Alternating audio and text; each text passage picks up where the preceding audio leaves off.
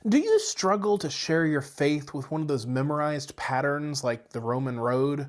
Well, I'm going to follow up on last week's video and talk to you guys today about how to share your faith with a very simple system.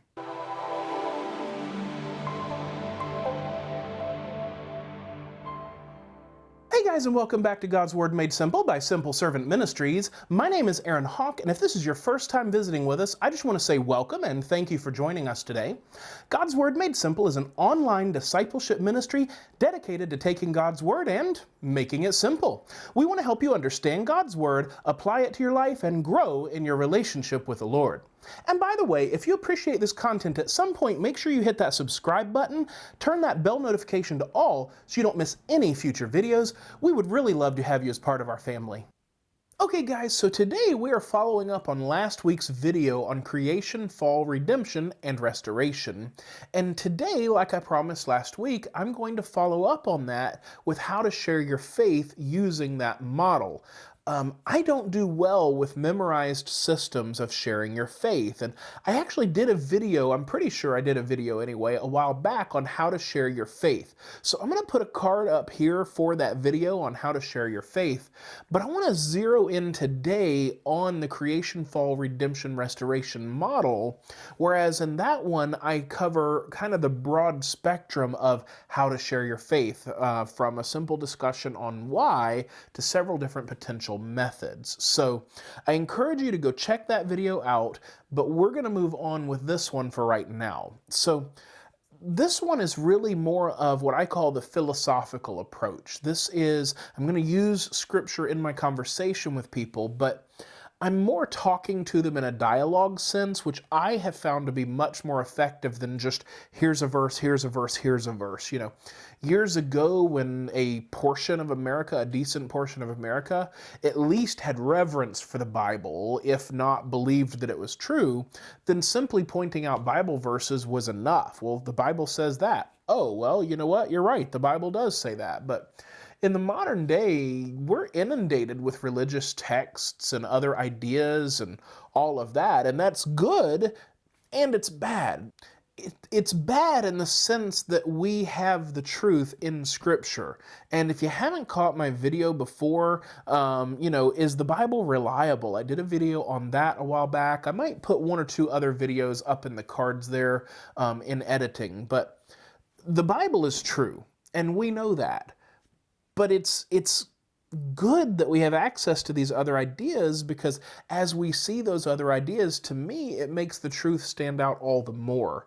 But anyway, that's really a side discussion. But in our American context, we have to be able to relate to people, individually relate to them, as well as relate to them why something is important or truthful, rather than simply pointing them to a text. And that's just another method of evangelism, of sharing your faith.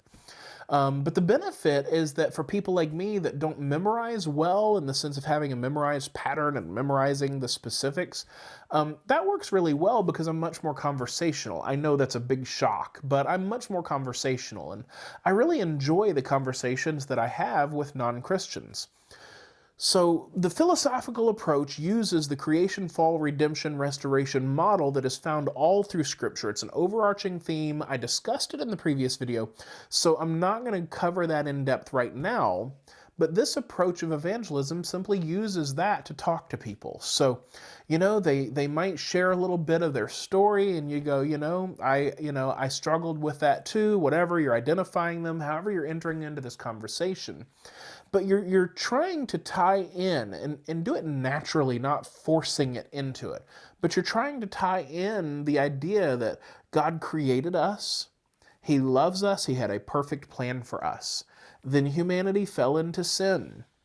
We can't live with God. We can't be in fellowship with God in a sinful state. It's an infinite sin against an infinite God.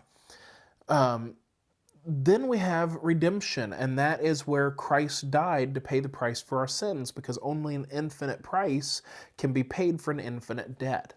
And then we have restoration, where God doesn't just leave us in some neutral state, but He actually wants a relationship with us and wants to restore us ultimately to the state of original creation, where there was no sin and we were in perfect fellowship with God.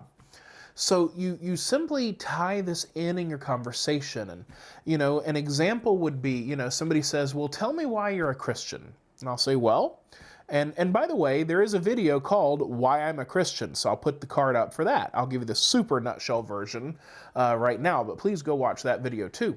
But I'll say something along the lines of, well, in studying various religions and texts, I believe that Old Testament Judaism is the most historically reliable text. Therefore, it stands to reason it's probably the most reliable religion. So I did some study there, and I ended up confirming the suspicion.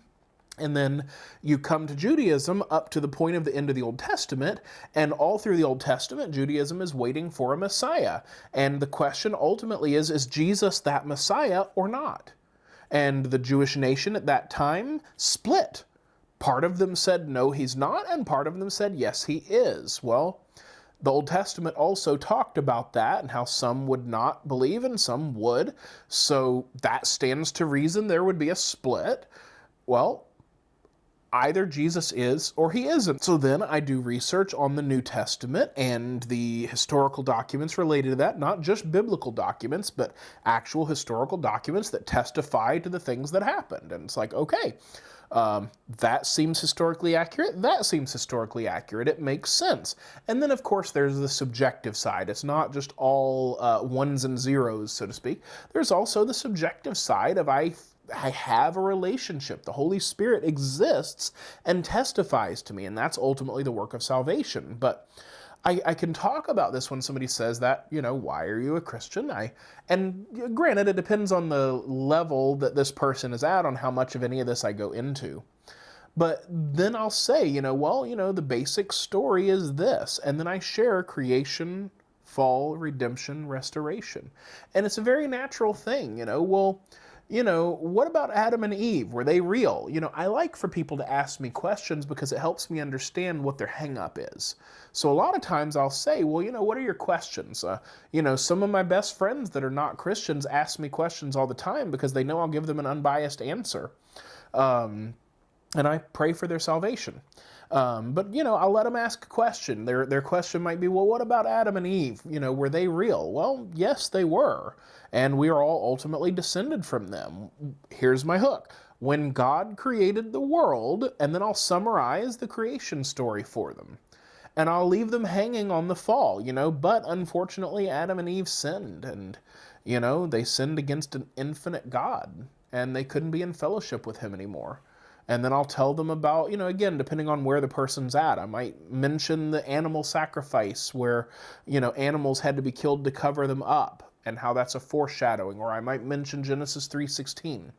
It's just, you have to feel your way through this conversation. But the beauty is you kind of can't go wrong with this. As long as you end up covering creation, fall, redemption, restoration, you could just say, well, God created the world and, humanity sinned against him and Jesus had to come to pay for our sins and he wants a relationship with us. I just gave you creation, fall, redemption, restoration in like 2 sentences, right? It took me 30 seconds to say that. Or I can go as long as multiple hours for somebody that wants to. I could go days if somebody really wants the in-depth version. So you have to customize your conversation, your creation, fall, redemption, restoration. You just have to customize that to whoever you're talking to and gauge their level of interest. It's a very dialogue-oriented way of sharing your faith. But by having the structure of creation, fall, redemption, restoration, it keeps you on track. And not that that's ever an issue for me. Insert the laugh track.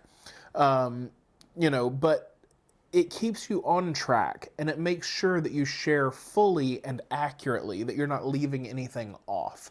It would be really easy to leave off the fall. Well, God created everybody, and He wants to have a relationship with us. That's why Jesus came. Oh, okay, so Jesus came so we could be buddies. Well, that's not, yes, Jesus does want to call us friends, but that's not why He came. He came because there was a sin debt to be paid for, and He was the sacrifice, right? Or you could just leave it off at, well, yeah, God created us, and all humanity failed, and now we're all going to hell. Well, thanks for depressing me, buddy, right? So the creation, fall, redemption, restoration model just makes sure that you share everything that needs to be shared, and then you can customize the length of it to whatever you want. That's why that's my preferred method of evangelism and discipleship, is just being able to walk people through that in a very conversational way. And of course, you're going to get better at that as time goes on, the better you know God's Word and the story. Okay, guys, so let me just close with this. I hope that you will find someone that needs to hear the gospel and that you will share with them. And the more you do it, the easier it gets and the more natural you are at sharing your faith, which is what we're called to do. So guys, as always, if you appreciate this content, make sure you hit that like, subscribe, turn that bell notification to all so you don't miss any future videos. We would love to have you as part of our family here, and we could definitely use some ambassadors, which means just sharing the video on your social media platforms and helping us to get the word out. We want to see this ministry grow so that we reach more people. All right, guys, thank you very much, and God bless.